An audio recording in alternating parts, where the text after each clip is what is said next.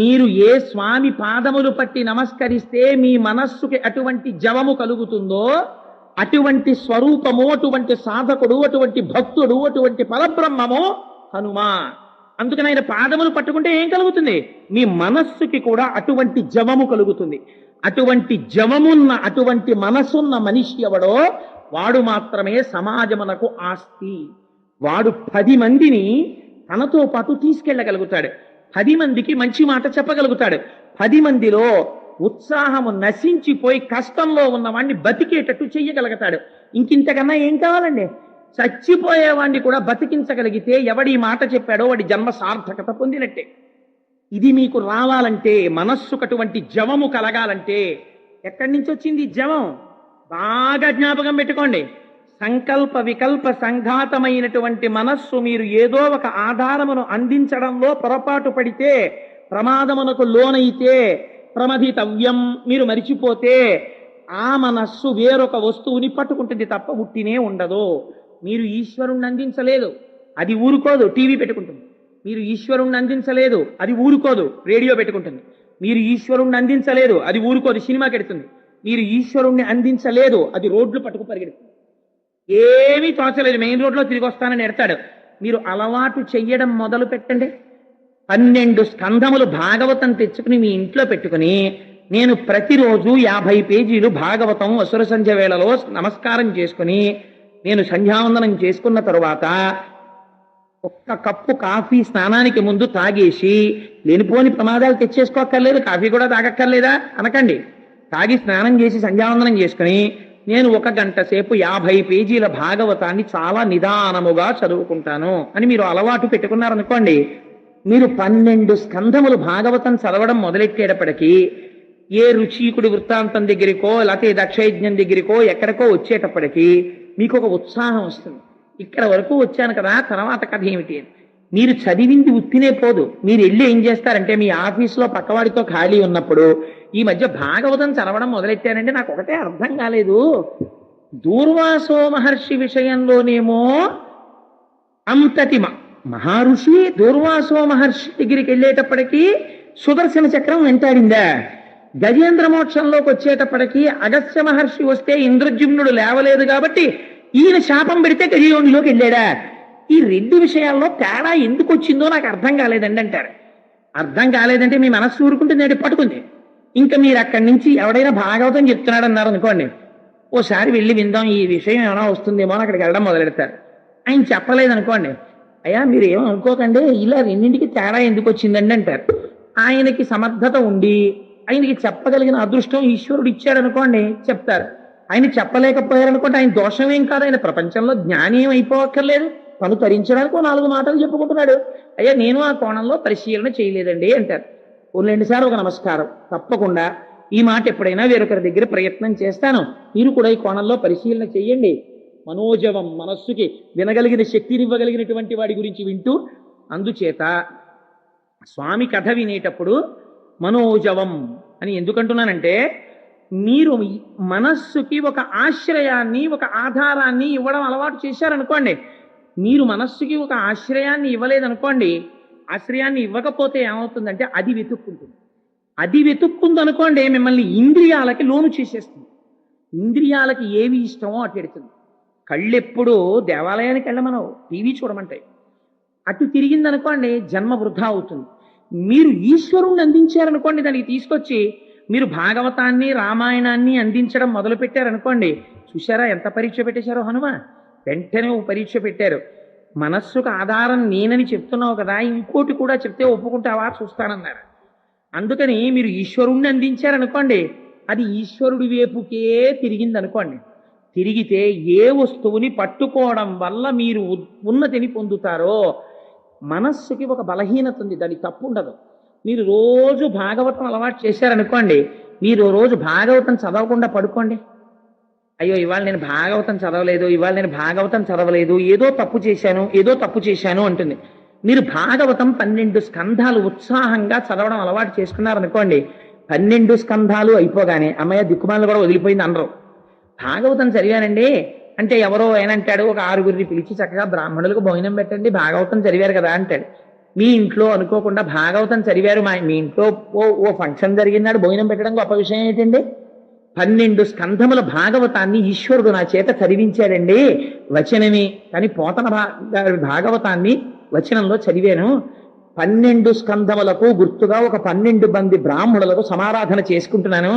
సాయంకాలం వచ్చి కోటేశ్వరారు భాగవతము యొక్క శ్రవణ ఫలితము కదా పఠన ఫలితము అనో గంట మాట్లాడవయా, నీకు అరవడం అలవాటు కదా అని మీరు అన్నారు అనుకోండి, ఎంత మార్పు వచ్చేసింది చూడండి మీ జీవితంలో. ఓ 12 మందికి భోజనం పెట్టారు, మీ ఇంట్లో చిన్న ఫంక్షన్ ఏర్పాటు చేశారు, మీరు భగవత్ కథ వింటున్నారు.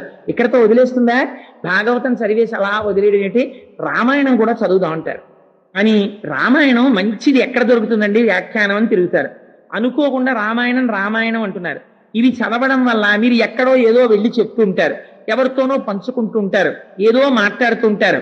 మీరు ఇవి చెయ్యండి, ఎంత మార్పు వచ్చేస్తుందో. మా రామచంద్రమూర్తి గారు చాలు గొప్ప సాక్ష్యం. వాళ్ళు ఇంటికి వెళ్ళండి, దివాకర్ల వెంకటావధాని గారి సౌందర్యలహరి క్యాసెట్లు కోటేశ్వరారు అంటారు, లేకపోతే కోటేశ్వరారు ఫలానా గురువు గారండి ఆయన పుస్తకం అండి అంటారు. నిజంగా కాపవరం ఎంత సంస్కృతి కలిగిన గ్రామమో. కానీ ఇప్పుడు నేను కాపవరాన్ని పొగిడితే వేరేలా అనుకుంటాను.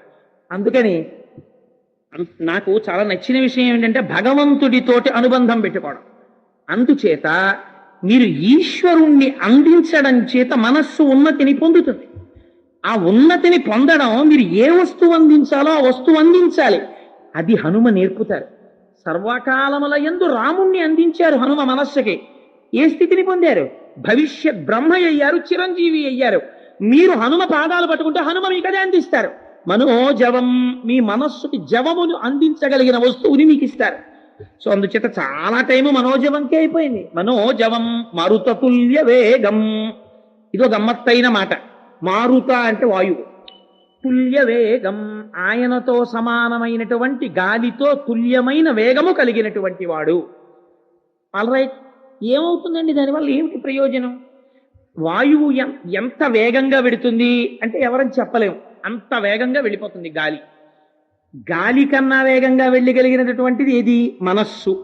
గాలి కన్నా వేగంగా వెళ్ళగలిగినటువంటి మనస్సు వెళ్ళకూడని చోట్లకు అన్నింటికీ వెళ్ళిపోతున్నప్పుడు నిన్ను అలా వెడుతున్న వాడివని గుర్తించగలిగిన వాడు ప్రపంచమునందు వేరొకడు ఉండడో. జ్ఞాపకం పెట్టు. నువ్వు వెళ్ళకూడని ప్రదేశానికి శరీరంతో వెళ్ళావనుకో, మందలించే పెద్దలు కనబడితే మందలిస్తారు, అయ్యా ఎందుకురా ఇలాంటి చోట్ల తిరుగుతావు అని అడుగుతాడు. కానీ నువ్వు దేవాలయంలో కూర్చున్నావు, మనస్సుతో వ్యభిచారం చేస్తున్నావు. రామకృష్ణ పరమహంస ఒక కథ చెప్తుండేవారు. ఒక ఆవిడ వ్యభిచారం చేస్తుండేది, ఎదురుగుండా ఇంట్లో ఒక సాధు పురుషుడు ఉంటుండేవాడు. ఈ వ్యభిచారిని అనుకునేది, చూడరా తెల్లవారుజామున లేచాడు, గంగకి వెళ్ళాడు, స్నానం చేశాడు, హాయిగా పూజ చేసుకుంటున్నాడు, శిష్యులు వస్తారు, వాళ్ళందరికీ బ్రహ్మసూత్రాలు చెప్తాడు, వేదం చెప్తాడు, భగవత్కర చెప్తాడు, సాయంకాలం అవుతుంది భజన చేస్తాడు, హాయిగా ఇంత ప్రసాదం తింటాడు, పడుకుంటాడు. ఎంత అదృష్టవంతుడు, నా జన్మ ఉంది, ఎందుకు వచ్చిన దిక్కుమాలిన జన్మ? ఓ గంగకి వెళ్ళనా? ఎక్కడికెడతాను? ఎప్పుడు ఏ విటుడు వస్తాడా అని చూస్తాను, ఈ జన్మ ఇలాగే పాడైపోయింది కదా అనుకునేది. ఆయన అనుకునేవాడు, అదిగో చూసావా వచ్చేసాడు కారులో ఎవడో, అయిపోయాడు, సాలిగుట్లో చిక్కుకుపోయాడు, వీడు భ్రష్టుడైపోతాడు అని. ఎవరు వస్తున్నారో ఎవరు వెళుతున్నారో ఇవన్నీ ఆయన కిటికీలోంచి చూస్తుండేవాడు. ఇద్దరి శరీరాలు పడిపోయాయి. ఆవిడ్ని తీసుకెళ్ళడానికి ఈశ్వరుని యొక్క దూతలు వచ్చారు, ఈయన్ని తీసుకెళ్ళడానికి యమదూతలు వచ్చారు. అదేమిటండి, నేనేమో కాషాయం కట్టుకుని ఇంత కష్టపడ్డాను, ఇంత అల్లరి చేశాను, ఇంత ధ్యానం చేశాను, నాకు యమదూతలు వచ్చారు, వ్యభిచారిణిని తీసుకెళ్ళడానికి ఈశ్వర దూతలు వచ్చారు, తేడా ఏమని అడిగాడు.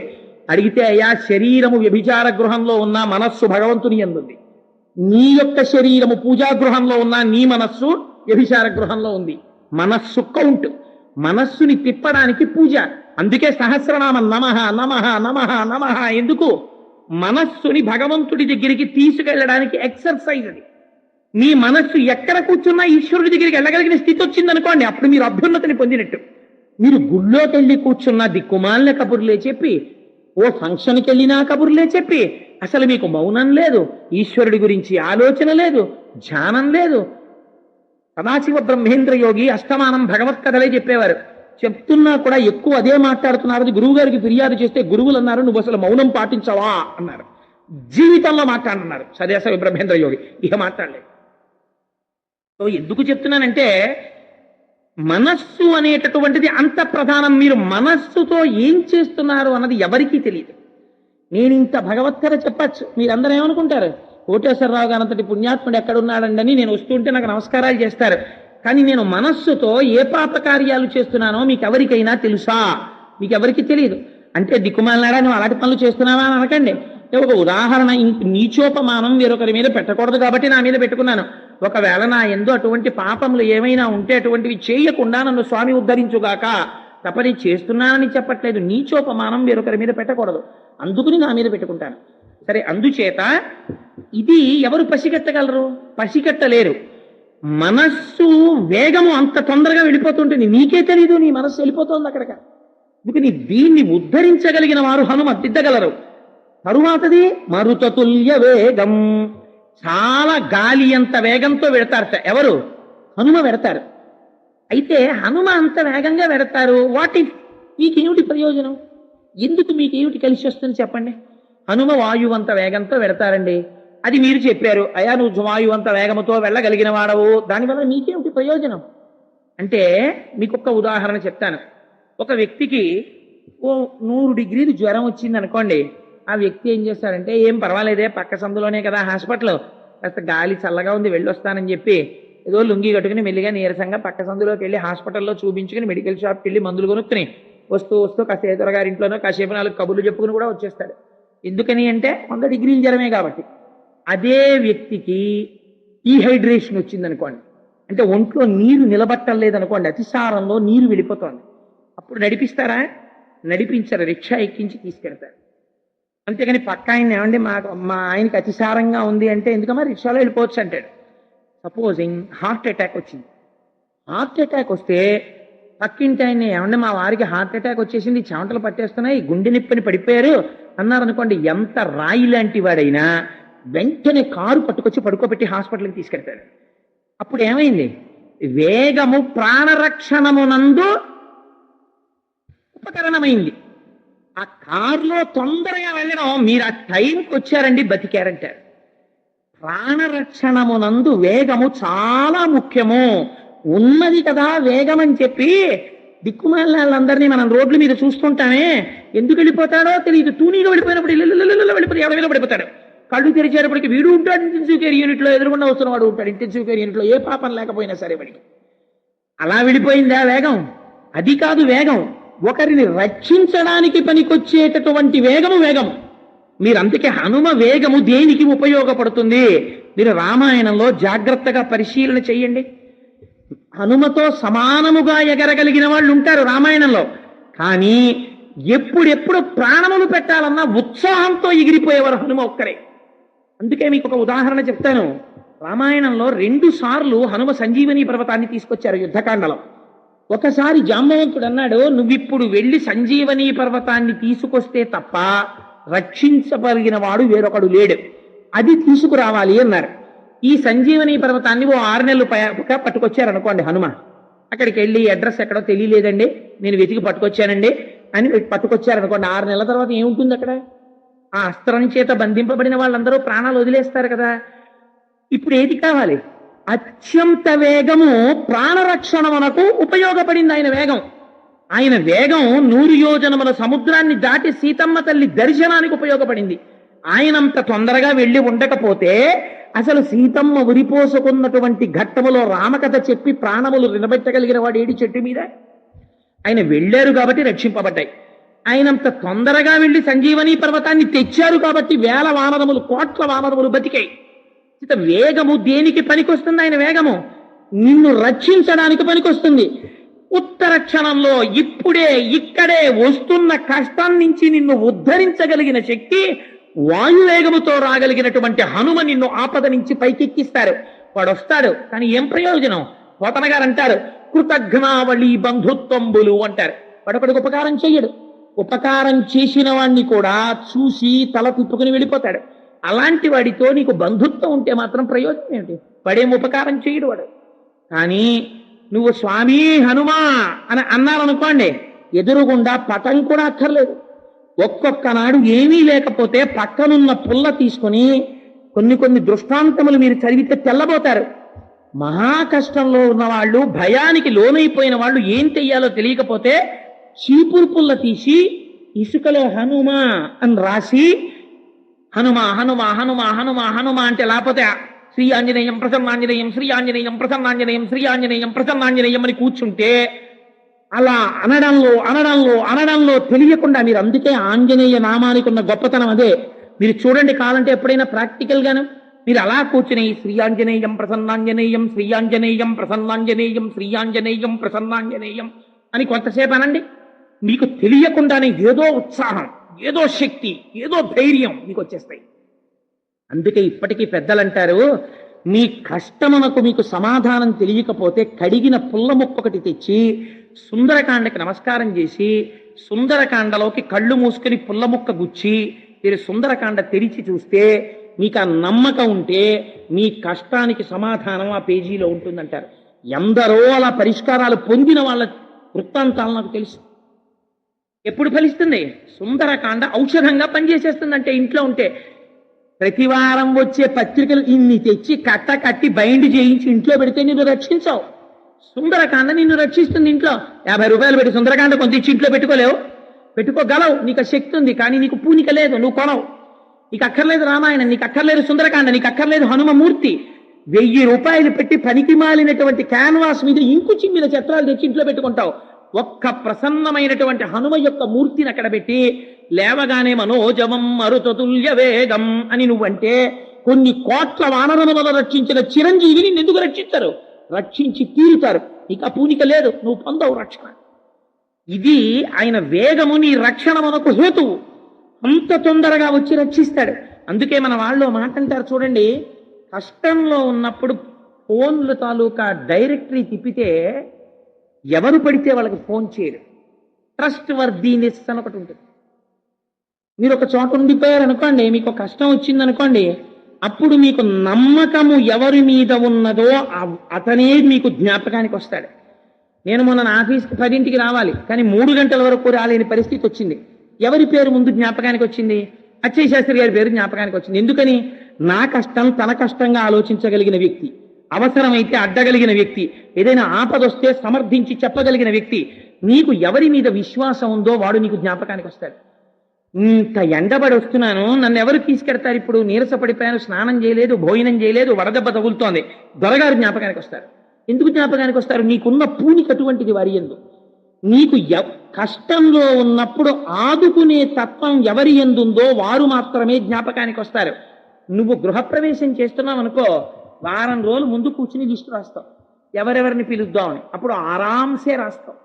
మీ అమ్మాయిని అడుగుతావు, ఎవరైనా ఉన్నారేంటో నీ ఫ్రెండ్స్ ఇంకాను అని అడుగుతావు. మీ అబ్బాయిని అడుగుతావు, ఎరా నాన్న నీకు ఎవరైనా ఫ్రెండ్స్ ఉన్నారా పిలవలసిన వాళ్ళు అని అడుగుతావు. అప్పుడు చాలా తేలికగా ఆలోచిస్తావు. కష్టం వచ్చినప్పుడు నీ మనస్సు ఎవడు రక్షకుడని నమ్ముతుందో వాడి యందు ప్రచోదనం అవుతుంది. ఎందుకు ప్రచోదనం అవుతుంది? విశ్వాసం. ఈ విశ్వాసము నీకు భగవానుని యందుంటే, హనుమయుండుంటే ఆయన కూడా మారుతతుల్య వేగం, గాలంత వేగంతో వచ్చి నిన్ను రక్షించగలరు. ఆయన వాయుపుత్రుడు కాదు. కాదు, ఇంకొక గొప్ప రహస్యం. నమస్తే వాయోత్తమేవ ప్రత్యక్షం బ్రహ్మాసి. వాయువునకు వాయుపుత్రునకు తేడా లేదు. తండ్రికి కొడుక్కి అభేదం శాస్త్రంలో. ఆత్మా వైపుత్రనామాసి.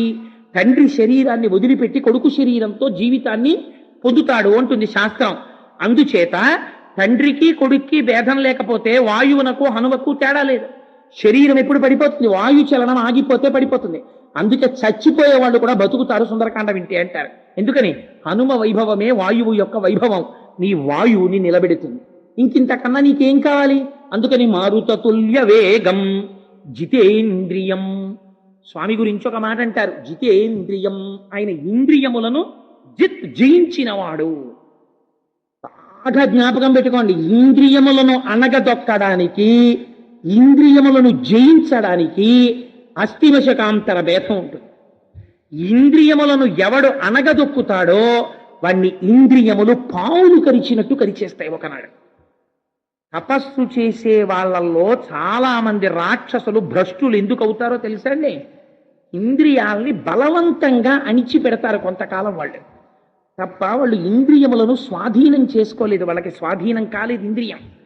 ఇంద్రియము స్వాధీనమైందనుకోండి, ఇదే రావణాసురుడికి హనుమకి ఉండే తేడా ఇక్కడే వస్తుంది. ఈ తేడా రహస్యంగా స్వామి చెప్తారు. రావణాసురుడు తెల్లవారి లేస్తే త్రికాల సంధ్యావందనం చేస్తాడు, వేదం చదువుకున్నాడు, ఘన జటా చెప్పాడు, మంత్రములన్నీ తెలుసు, సాక్షాత్తుగా చతుర్ముఖ బ్రహ్మగారి యొక్క మునిమనవడు, లోకములనన్నింటినీ జయించినవాడు, అష్ట దిక్పాలకులను వశము చేసుకున్నవాడు. ఇంతటి వాడు హనుమని చూశాడు. హనుమ రావణాసురుణ్ణి చూశాడు. హనుమ ఎటువంటి స్థితిలో ఉన్నారు? నావాడన్నవాడు ఒక్కడు లేడు. కాంచన లంకలో ఉన్నారు, చుట్టూ రాక్షసులు ఉన్నారు, తానొక్కడే నిలబడి ఉన్నారు. బ్రహ్మాస్త్రము చేత బంధింపబడి ఉన్నారని రాక్షసులు అనుకుంటున్నారు. రావణుడు ఎలా ఉన్నాడు? తన వారి మధ్యలో ఉన్నాడు, తన ఊర్లో ఉన్నాడు, తన సింహాసనంలో ఉన్నాడు, తన అధికారముతో ఉన్నాడు, తాను ఆలోచించుకోగలిగిన స్థితిలో ఉన్నాడు, తన ఆలోచనని 10 మందితో పంచుకోగలిగిన స్థితిలో ఉన్నాడు. ఎవరు ధైర్యంగా ఉండాలి? రావణాసురుడు ధైర్యంగా ఉండాలి. ఎవరు భయంతో ఉండాలి? హనుమ భయంతో ఉండాలి. మహర్షి ఎంత అందంగా మాట్లాడతారో చూడండి. రావణుడు హనుమని చూశాడు. శంకాహృతాత్మాదౌచా కపీంద్రం తేజసావృతం కిమేష భగవాన్ నందీ భవేత్ సాక్షాద్ విహాగత ఏన శప్తోస్మి కైలాసే మయా సంచలితే పురా అన్నాడు వాడు. వాడికి భయం వేసింది అన్నాడు. భయం వేయడం ఏమిటండి? మీరు చెయ్యకూడని తప్పులు ఏవో చేసి ఉంటే మీ మనస్సులో నిద్రాణముగా భయం ఉంటుంది. నేను చేసిన పాపం సామాన్యమైంది కాదు, కత్తి కుడిపేసే పాతకాలు చేశాను. ఏమో ఏ రూపంలో ఇవి కత్తి కుడుపుతాయో అని మీకు ఎప్పుడు భయమే. అందుకే వాడు హనుమని చూడగానే భయపడ్డాడు. ఇంత తేజస్సు ఏమిట్రా అన్నాడు. భక్తి తప్ప, ఈశ్వరుణ్ణి నమ్ముకోవడం తప్ప వేరొకటి చేత కాదు. అంతమంది స్త్రీలకి ఒంటి మీద బట్ట లేకుండా చూసినా మనస్సు కదిలిన వారు కాదు. అందుకని ఈయన తేజస్సు భ్రంశము కాదు, అవతల వాడిలో కూడా మంచిగా చూస్తారు. అహో రూపం, అహో ధైర్యం, అహో సత్వం, అహోద్యుతి, అహో రాక్షసరాజస్య సర్వలక్షణయుక్తత అంటారు హనుమ. ఇది తేడా. ఇంద్రియములను గెలిచిన వాడికి, ఇంద్రియములను బలవంతముగా నొక్కిపెట్టిన వాడికి ఇదే తేడా. తపస్సు చేసిన నాళ్ళు రావణాసురుడు ఇంద్రియాలని బలవంతంగా తొక్కిపెట్టాడు. ధర్మబద్ధమైన కామము కాదు, ధర్మబద్ధమైన అర్థము కాదు, నశించిపోయాడు. అందుకే మండోదరంది చిట్ట చివర యుద్ధ భూమిలో రావణాసురుడు పడిపోయాడు. ధర్మపత్ని పట్టమహిషి మండోదరొచ్చింది యుద్ధ భూమికి. ఆవిడంది, వీళ్ళందరూ వెర్రివాళ్ళు, ఈ రాక్షసులకేం తెలియదు. అందుకే వీళ్ళందరూ అంటున్నారు, నువ్వు రాముడి చేతిలో చనిపోయావని అన్నారు. కానీ నేను చెప్తున్నాను, ఎందుకని నీ అర్ధాంగిని, నీ మనసెరిగిన దానను బాగా జ్ఞాపకం పెట్టుకోండి. మీ మనస్సుని సర్టిఫై చేయగలిగినది ప్రపంచంలో భార్య ఒక్కతే. ఆయన ఎటువంటి వాడు, ఏ పరిస్థితులలో ఆయన ఏ తప్పు చేయగలడో ఈ భార్యకొక్కదానికి తెలుసు. అమ్మా కోటేశ్వరరావు గారిని ఇవాళ సాయంకాలం చూడరాని చోట ఈ కళ్ళతో చూశానమ్మా. వైన్ షాప్ లో నిలబడి ఉన్నారు కోటేశ్వరరావు గారు. నేను చూశాను తల్లి, నా మనస్సు బాధ ఆగక ఇంటికి వచ్చి అడుగుతున్నాను, ఎప్పటి నుంచి మొదలెట్టాడు ఈ పని అని అడిగారు అనుకోండి. మా ఆయన అను నవ్వు నవ్వి, పిచ్చాడా, వైన్ షాప్కి పువ్వుల కొట్టుకి తేడా కనిపెట్టకుండా 100 రూపాయల కాగితానికి చిల్లరకి గబుక్కులకు వెళ్ళిపోయి ఉంటుంటాడు మా ఆయన. అంటే నా గొప్పకి చెప్పాను అనుకోకండి, నీచోపమానం కాబట్టి మళ్ళీ నా మీద పెట్టుకున్నాను తప్ప. అక్కడ కనపడినంత మాత్రాన్ని తాగేసినట్టే అన్నయ్య గారు కాసేపు కూర్చుని కప్పు కాఫీ తాగండి వస్తారు చూద్దరు కానీ అంటే వీడు కూరగాయల సంచి పట్టుకుని వచ్చేస్తాడు. ఏమండి 100 రూపాయల చిల్లర ఎక్కడ మార్చారు అంటే, అవును ఎదురుకుండా ఆ వైన్ షాప్లోకి వెళ్ళి మార్చాను, ఏం కష్టం తప్ప అంటాడు. ఎందుకని? ఆయనకి అక్కడ 100 రూపాయల చిల్లర అంటే ఇంకో దాంతో ఆయనకేం ప్రమేయం లేదు. ఇంద్రియాలని తొక్కిపెట్టిన వాడికి, ఇంద్రియాలని గెలిచిన వాడికి చాలా తేడా ఉంటుంది. అందుకే మండోదరంది, నువ్వు రాముడి చేతిలో చచ్చిపోలేదు, నీ ఇంద్రియముల చేతిలో నువ్వు చచ్చిపోయావండి. లేకపోతే పిచ్చాడా, నీకు 1000 మంది భార్యలు ఉన్నారు లంకలో, సీత కావాల్సి వచ్చిందిరా నీకు చెప్పాను. నీకంటర్పిత కలపాశము మండోదరి చెప్పినట్టు రామాయణంలో లేదు. మరి ఎలా చెప్పిందండి? భార్య భర్తకి చెప్పింది ఎవరూ రాయకూడదు, ఏకాంతంలో చెప్తుంది. వీడి మానసిక దౌర్బల్యం తెలుసు కాబట్టి, ఏమండి ఆ పనులు చేయకండి ప్రమాదం అని చెప్తుంది. అందుకని వాల్మీకి ఇక్కడ చెప్పిస్తున్నారు యుద్ధభూమిలో. నీకు చెప్పాను ఆ రోజున, ఎందుకురా నీకు సీత, నీకంటర్పిత కలపాశము శిరోనిర్ఘాత పాతంబు లంకౌక సంచయ కలరాత్రి గలబద్ధోదగ్ర కలాహి కన్యాకారాగత మృత్యువున్ జనక కన్యన్వేగ నొప్పించి లోకైకత్రాను నిరామునింకనుము అని చెప్పాను. విన్నావా? వినలేదు. అని ఒక మాట అంది. ఏరా, సీత నాకన్నా పతివ్రత, అందగత్య, నాకన్నా ఏం కనపడి సీతని తెచ్చి చచ్చావురా నువ్వు అందావిడ. ఎందుకు ఈ మాట అందో తెలుసా అండి? నువ్వు చచ్చిపోతే నీకు సంస్కారం చేయడానికి తమ్ముడు మిగిలాడు విభీషణుడు. రేపు నేను చచ్చిపోతాను, నాకెవడిని మిగిల్చావురా నువ్వు అని అడిగింది ఆవిడ. ఇంద్రజిత్తు లాంటి కొడుకుని కన్నాను, కానీ మిగిల్చావా? నీ స్త్రీ వ్యామోహానికి నా కొడుకు చచ్చిపోయాడు, కొడుకులందరూ చచ్చిపోయారు, బంధువులందరూ చచ్చిపోయారు, నువ్వు చచ్చిపోయావు. నీకు విభీషణుడు అంత్యేష్టి సంస్కారం చేసేస్తాడు, నేను చచ్చిపోతాను. ఎవడు రా నా శరీరాన్ని దహనం చేయడానికి? నిన్ను కట్టుకున్న పాపానికి నా శరీరానికి సంస్కారం చేసేవాడిని మిగల్చకుండా చచ్చావు. ఎందుకు చచ్చావో తెలుసా? నీ ఇంద్రియములు చంపేసేదా నిన్ను. నీకు తీరలేదు కాంక్ష, కాంక్ష, నీ కామవాంఛ నిన్ను చంపేసింది రా రావణ. మరి మా స్వామి ఉన్నారు హనుమ. సవేష్మజాలం బలవాన్ దదర్శ వ్యసక్త వైఢూర్య సువర్ణజాలం యథా మహత్స్రా వృషిమేఘజాలం విద్యుచ్చినద్ధం సవిహంగజాలం. ఎంత గొప్ప మాటలు చెప్తారండి. గృహాని నానా వసురాజితాని దేవాసురైశ్చాపి సుపూజితాని సర్వైశ్చ దోషై పరివర్జితాని కపిర్దర్శ స్వబలార్జితాని అన్నారు వాల్మీకి మహర్షి. ఓ ఎంత గొప్ప అంతఃపురాలు, ఎటువంటి విమానాలు! అంతఃపురాల్ని ఎంత వర్ణించారో, పుష్పక విమానాన్ని ఎంత వర్ణించారో. ముత్యాలతో కట్టిన జాలు, బంగారు స్తంభాలు, బంగారు అరుగులు, బంగారు మేడలు, ఇన్నింటిని చూశారు. ఎలా చూశారు? బలవాన్ దదర్శ. ఎందుకు వచ్చిన గొడవరా ఇవన్నీ, ఎందుకు వచ్చిన గొడవరా ఇవన్నీ అంటూ చూశారు తప్ప. అబ్బాయి ఎంత బాగుందిరా ఈ బిల్డింగ్, ఎంత బాగా కట్టాడురా, ఆర్కిటెక్చర్ ఎక్కడ తెచ్చాడో, ఎవడు ప్లాన్ చేశాడో, ఏమి బాల్కనీరా, ఏమి హాల్ డిజైన్ రా అని అన్నారనుకోండి వాల్మీకి మహర్షి, అన్నారనుకోండి హనుమ, సీతమ్మ దర్శనం అవ్వదు. ఇన్ని చూస్తూ నాకేం కావాలి? అవ్యక్త రేఖామివ చంద్రరేఖాం త్వం సుప్రసిద్ధామివ హేమరేఖాం క్షత ప్రరూఢామివ బాణరేఖాం వాయుప్రభిన్నామివ మేఘరేఖాం ఉష్ణార్థితాం స్వానుసృతాస్త్రకంఠీం పురావరార్హోత్తమ నిష్కంఠీం సుజాత పక్ష్మామభిరక్త కంఠీం వనే ప్రవృత్తామివ నీలకంఠీం. నాకు ఇవక్కర్లేదు.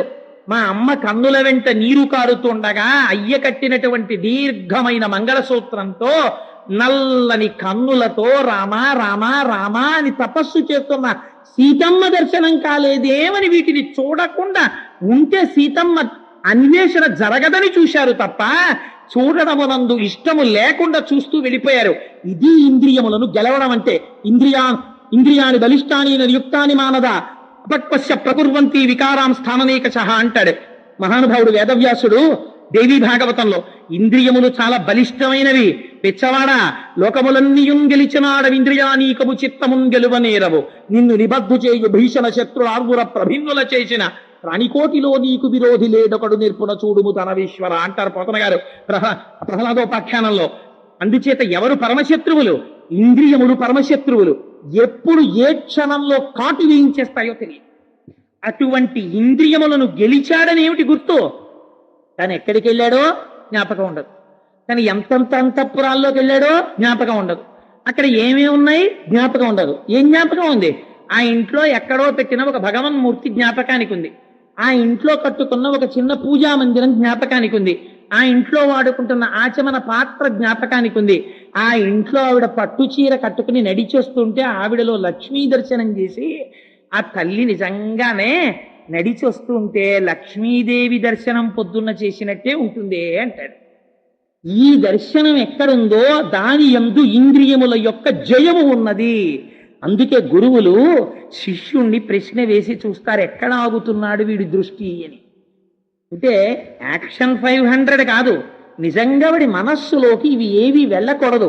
కామ క్రోధశ్చ లోభశ్చ దేహే తిష్టంతి తస్కరాః జ్ఞానరత్నాపహారాయ తస్మాత్ జాగ్రత్త జాగ్రత్త అంటారు మహానుభావుడు శంకర భగవత్పాదులు. ఎప్పుడొచ్చి కాటేసేస్తాయో తెలియదు, ఎప్పుడొచ్చి కబళిస్తాయో తెలియదు.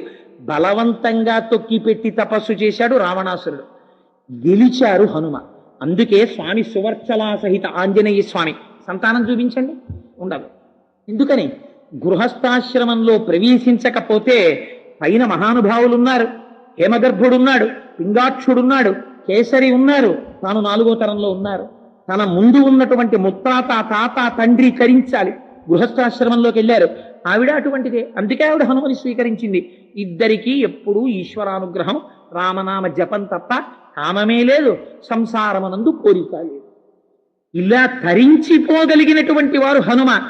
ఎంతమంది కాంతలు చుట్టూ ఉన్నా ఆఖరికి ఒకళ్ళని ఒకళ్ళు పెనవేసుకు పడుకుంటే అన్యోన్య భుజసూత్రేణ స్త్రీమాలా ఘృత హిస మాలేవ ఘృతితా సూత్రేషు శుభే వత్త షట్పద నచాకులీనా నచహీన రూప నదక్షిణానా ఉపచారయుక్త భార్యాభవత్తస్య నహీన సత్వ నచాపి కాంతస్య నకామనీయ. కొన్ని వేల మంది పితృదేవతల కాంతలు, యక్ష గంధర్వ కిన్నెర కింపురుష కాంతలందరినీ తెచ్చి భోగించి ఆవుల మధ్య ఆబోతు పడుకున్నట్టు పడుకున్నా ఇంకా స్త్రీల మీద వ్యామోహం ఉన్నవాడు రావణాసురుడు. ఎక్కడుంది వాడి తపస్సు? భ్రష్టం అయిపోయినప్పుడే. అందుకే సీతమ్మ తల్లి ఒక మాట చెప్పేసింది, యజ్జటాదరతి శ్రేష్ఠ. ఇక్కడ ఎవరైనా మంచి మాట చెప్పేవాడు లేడా? చెప్పినా నువ్వు వినవా? నీకు తెలుసు కానీ ఆచరణలో ఉండదా అని అడిగింది. అందుచేత ఎవడి యొక్క కామము చేత వాడు నశించిపోతున్నాడు, ధర్మభ్రష్టం అయిపోతే. అందుచేతనే జితేంద్రియం, మహానుభావుడు ఇంద్రియములను గెలిచినటువంటి వాడు. ఏమండి అంతవరకు ఎందుకండి? కామము వరకు ఎందుకు మాట్లాడతారు? నాలుకని గెలవండి చూస్తాను. ఎవడికి మరణమైనా ఎక్కడి నుంచి వస్తుందో తెలుసా? మరణమునకు రాజద్వారము నాలుకే. మరణం ఎక్కడి నుంచి వస్తుందంటే నాలుక వల్లే వచ్చేస్తుంది. అందుకే శాస్త్రం ఏం చెప్పిందో తెలుసా అండి? అన్నము అని పిలిచింది. అన్నము అని, అన్నం తింటాను అన్నం పెట్టు అన్నం పెట్టు అంటాడు. ఎంతటి వాడైనా ఏమంటాడంటే అన్నం పెట్టవే అన్నం పెట్టవే అంటాడు. అన్నము అంటే అర్థం ఏమిటో తెలుసా అండి? 2 అర్థాలు చెప్పారు. నీవు తినునది కొంతకాలము తరువాత నిన్ను తినునది. ఎందుకని? నువ్వెందుకు తింటావంటే ఇది ఈశ్వరానుగ్రహంగా ప్రసాదంగా.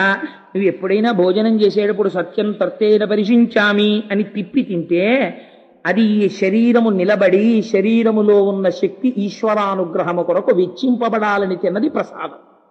నువ్వు రుచులు తెలుసుకోవడానికి తినడం మొదలుపెట్టావు. ఎన్ని రకాలుగా వండుకొని తినచ్చో నీకు అలవాటైంది. తింటే ఏమవుతుంది?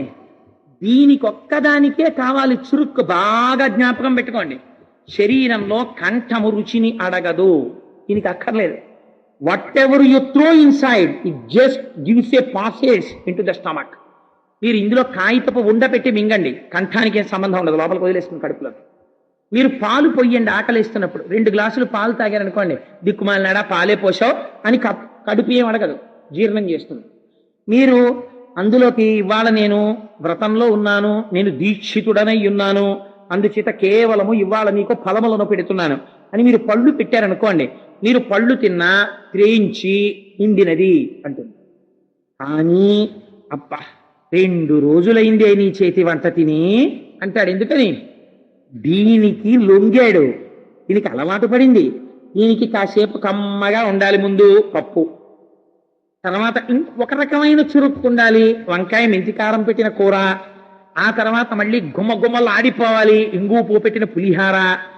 ఇలా రుబ్బితే అక్కడ రోట్లో రుబ్బుతుంటే మా అమ్మమ్మ ఇక్కడ ఆకలేసేదే అంటాడు. పచ్చి విచ్చిలాడుతూ కొబ్బరి ముక్కలు మళ్ళీ మెత్తగా ఉండకూడదు, మిక్సీలో రుబ్బితే ఇష్టం అంటాడు. పాపం 10:30కి ఆఫీస్కి వెళ్ళాలి, దిక్కుమాలినాడు కోరిక మిక్సీలో వేస్తే మళ్ళీ ఇలా అంటాడు మధ్యాహ్నం అని.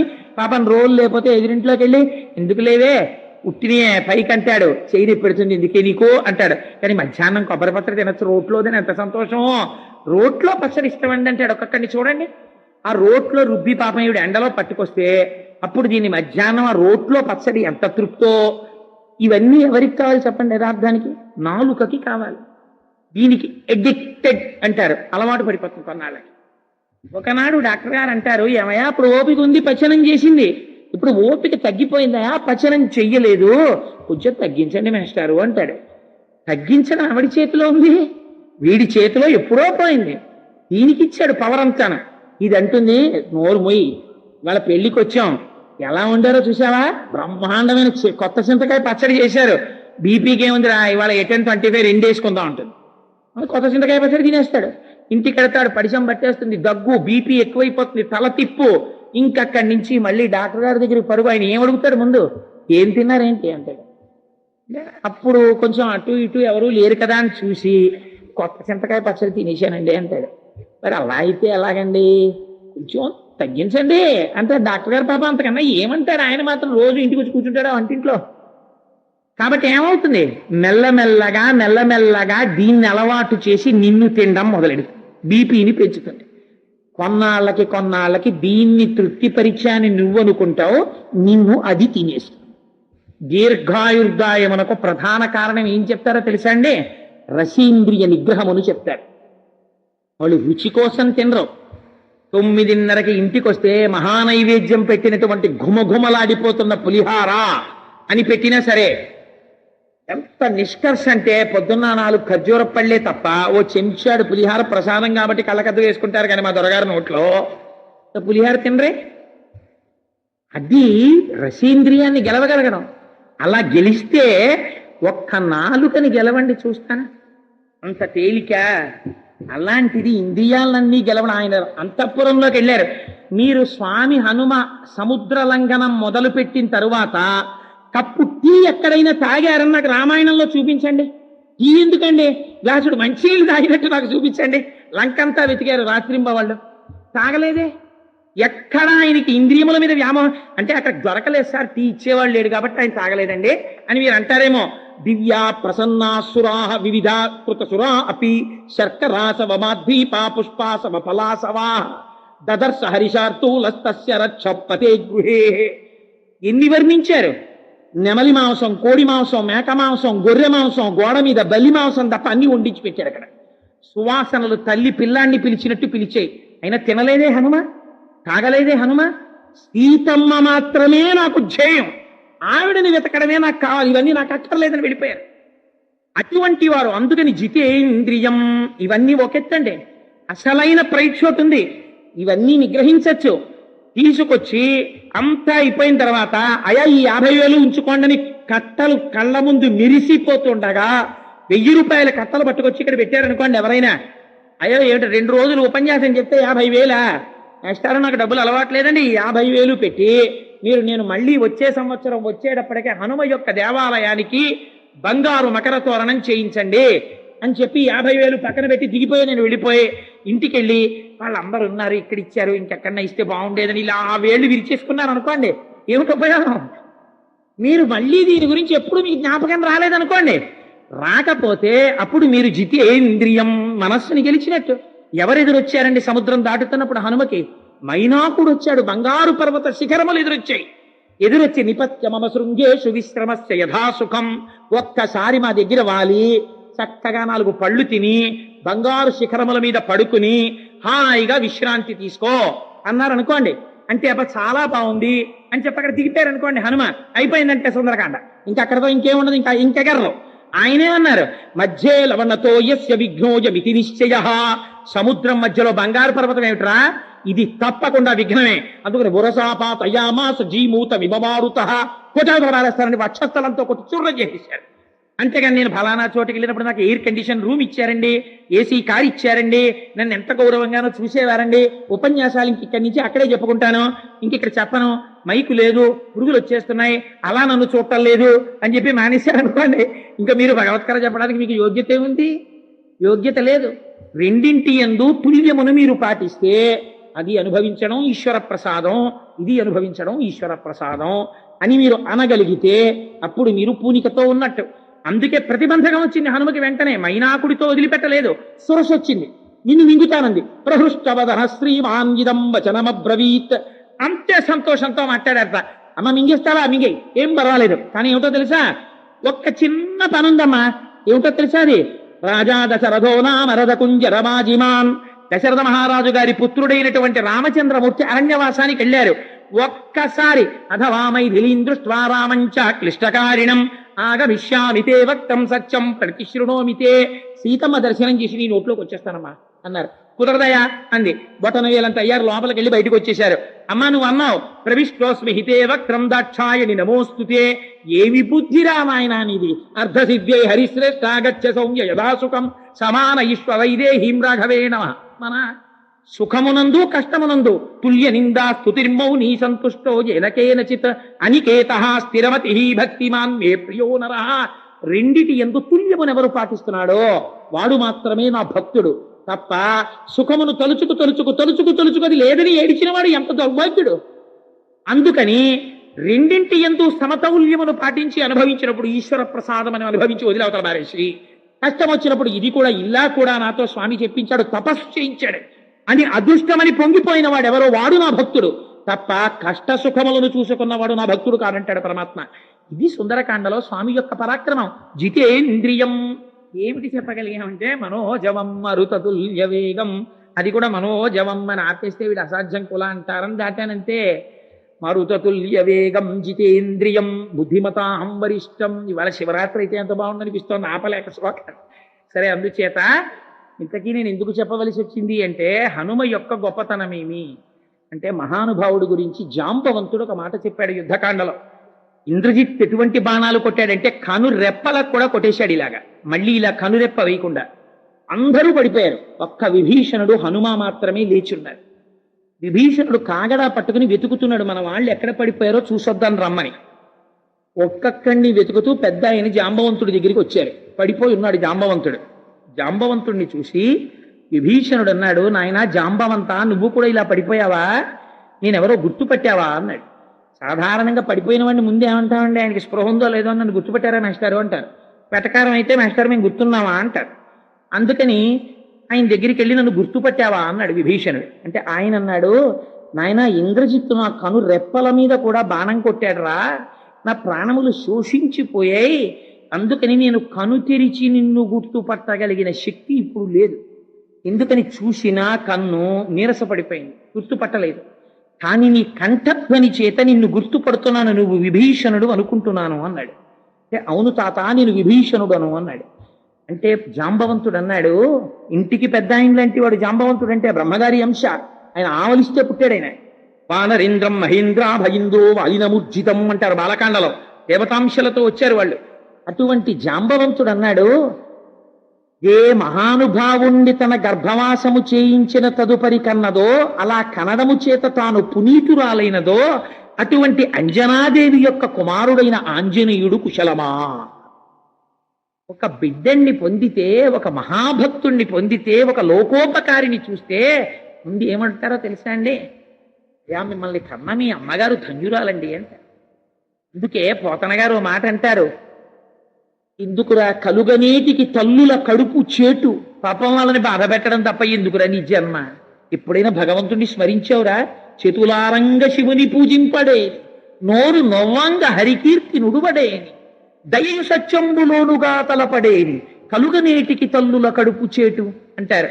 ఇది హనుమ యొక్క ప్రాజ్ఞత. జాంబవంతుడు ఏమన్నాడో చూడండి, అటువంటి అంజనాగర్భ సంభూతుడైనటువంటి ఆంజనేయుడు కుశలమా అన్నాడు. అంటే విభీషణుడు అన్నాడు, తాత పరాకుపటావు, ఎవరి గురించి అడగాలి? ఇక్ష్వాకు వంశ సంజాతుడై ఎవరి ధర్మము చేత ఇవాళ సేతువు కట్టబడిందో, ఎవరు సాక్షాత్తుగా రామో విగ్రహవాన్ ధర్మ సాధు సత్యపరాక్రమ అని పిలువబడ్డాడో, ఎవడు 14,000 మంది రాక్షసుల్ని ఒక్కడు నిహతుల్ని చేశాడో, ఎవడు ధర్మమూర్తియో అటువంటి రాముడు కుశలమా అని అడగాలి. అటువంటి రాముణ్ణి అనుగమించి నిస్వార్థంగా వచ్చిన లక్ష్మణుడు కుశలమా అని అడగాలి. లేదా వానరరాజు సుగ్రీవుడు కుశలమా అని అడగాలి. యువరాజు అంగదుడు కుశలమా అని అడగాలి. వీళ్ళందరినీ వదిలి ఆంజనేయుడు కుశలమా అని అడిగావు. ఇది నువ్వు తెలిసి అడిగినదేనా, ఏమైనా మర్మమున్నదా అని అడిగాడు. అయితే ఆయన అన్నాడు నవ్వి జాంబవంతుడు, తస్మిన్ జీవతి వీరేతో హతమప్యహతం బలం హనుమాన్ జుజిత ప్రాణి జీవంతోపి వయం హతాహ. నాయనా నేను ఎందుకు ఈ మాట అన్నానో తెలుసా విభీషణ? మొత్తం సైన్యమంతా మరణించినా హనుమ ఒక్కరు బ్రతికుంటే అందరూ బతుకుతారు. మనందరం బతికుండి హనుమ ఒక్కరు శరీరం విడిచిపెట్టేస్తే మనందరం పోతాం. నాకు తెలిసి విషయం, అందుకు అడిగాను ఆంజనేయుడు బ్రతికున్నాడా అని అన్నారు. ఆంజనేయుడు కందుల వెంట నీరు కారుస్తూ పొంగిపోయి ఇలా ఇలా అనలేదు, తాత నీ పాదములు పట్టి ప్రణమిల్లుతున్నవాడు హనుమ అని కాళ్ళు పట్టి నమస్కరించారు. ఆయన అన్నారు, నాయన ఇక్కడి నుంచి ఉత్తర దిక్కుకి ఉత్తరక్షణం ఎగిరి విడితే సంజీవని పర్వతం ఉంటుంది, అక్కడ 4 ఓషధులున్నాయి, అందులో మృత సంజీవని అది తెస్తే చచ్చిపోయిన వాళ్ళు బతుకుతారు. రెండవది విశల్యకరణి, బాణపు ములుకులు గుచ్చుకుని స్పృహ తప్పి పడిపోయిన వాళ్ళ శరీరంలోంచి ములుకులు బయటపడిపోతాయి. సావర్ణ్యకరణి, రంగు తప్పిపోతూ మృత్యువునకు దగ్గరైపోతున్న వాళ్ళకి రంగు మారుతుంది. సంధానకరణి, ఎముక పేరంతే స్వామి. ఊరు వేగోద్ధతా వృక్షాముహూర్తం కపివన్ వజం ప్రస్థితా దీర్ఘమత్వానం సబంధు విమరాంధమాహ అని ఒక్కస పిబన్నివ బభౌచా పీశోర్మిమాలం మహార్ణవం పిపా సర్వచాకాశం తదుశ్ర మహాకపి, ఒక్కసారి ఆకాశం తాగుతున్నట్టు వెళ్ళిపోయారు. అంతే, ఇంకా విభీషణుడితో మాట్లాడుతున్నారు, మళ్ళీ మెరుపులు కనబడ్డాయి, దిగిపోయారంతే పర్వతాలతో. ఈ ఓషధుల వాసన వచ్చింది, చచ్చిపోయిన వాళ్ళు బతికేశారు, ఎముకలు విరిగిపోయిన వాళ్ళకి అతుక్కుపోయాయి, బాణపు ముడుకులు లోపల ఉన్న వాళ్ళకి ఊడి కింద పడిపోయాయి, రంగు మారిపోతున్న వాళ్ళు మళ్ళీ బతికేశారు. ఇంతమంది లేచి వీర హనుమాన్కి జై అంటున్నారు. అసలు ఆ జేజేలు కూడా వినలేదు. మళ్ళీ ఎక్కడి నుంచి తెచ్చారో పర్వతాన్ని అక్కడ పెట్టేయాలి. ప్రకృతి ఎందు భంగము లేకుండా చూసుకోవడం ఎంత గొప్పతనమో చూడండి. ఎందుకైనా మంచిది, రిజర్వులో పెట్టుకుందాం, రావణుడు చచ్చిపోయిన తర్వాత తీసుకెడదాం అనలేదు హనుమ.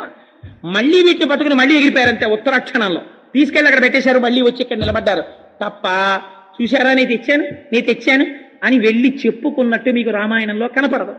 ఇది మా స్వామి అంటే, ఇది మా స్వామి హనుమంటే. అందుకే సీతమ్మ తల్లి పరీక్ష పెట్టింది. ఎవరొస్తారా కోట్ల వానరములలో, నువ్వు వచ్చావు, ఎవరొస్తారు చెప్పు అంది. అంటే ఆయన అన్నారు, అమ్మా ఎంత మాట అడిగావమ్మా, మధ్య శిష్టాశ్చ తుల్యాశ్చ సంతి తత్ర వనౌకసః మధ్య ప్రత్యవరః కశ్చిన్నాస్తి సుగ్రీవ సన్నిధౌ.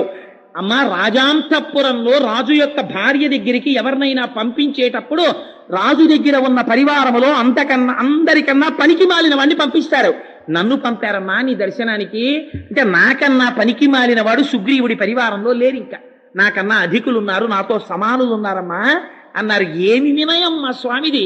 అందుచేత మనోజవం మరుతతుల్య వేగం జితేంద్రియం బుద్ధిమతాం వరిష్టం వాతాత్మజం వనరయూథ ముఖ్యం శ్రీరామదూతం శిరసా నమామి. ఇన్ని గొప్ప గుణములున్నా రామచంద్రమూర్తితో అనుసంధానం చేయకపోతే ఎవడురా నన్ను పొగిడి మా స్వామి నామని చెప్పనివాడు అని చిన్నబుచ్చుకుంటాడు ఆయన. ఇది ఆయన భక్తి. అందుకని ఇన్నున్నా హనుమా నమస్కారం అంటే ఆయనకి ఇష్టం ఉండదు. శ్రీరామదూతం శిరసా నమామి. శ్రీ సీతమ్మ, రామచంద్రమూర్తి, సీతారాముల యొక్క పాదముల దగ్గర కూర్చుని వినయశీలి అయిన హనుమా, రామదాసుడా అని పిలిస్తే, రామదూత అని పిలిస్తేట పొంగిపోతాట స్వామి. అందుకని శ్రీరామదూతం శిరసా నమామి అని అద్భుతమైనటువంటి ప్రార్థనా శ్లోకం. పూర్తవనే లేదు, కానీ చాలదా హనుమ జయంతి సందర్భాన్ని పురస్కరించుకొని ఏకాదశి పర్వదినం నాడు అసుర సంధ్య వేళలో స్వామి హనుమ గురించి 4 మాటలు ముచ్చటించుకునేటటువంటి మహద్భాగ్యాన్ని కటాక్షింపబడమే ఈశ్వరానుగ్రహం. కానీ హనుమ గురించి స్తోత్రం చెప్పుకున్నాం గనక రామాయణం గురించి, రాముడి గురించి ఎక్కడ చెప్పామో అక్కడ హనుమ ఉంటారు. మీకే సందేహం అక్కర్లేదు, వాళ్ళ సభలో హనుమ ఉన్నారు.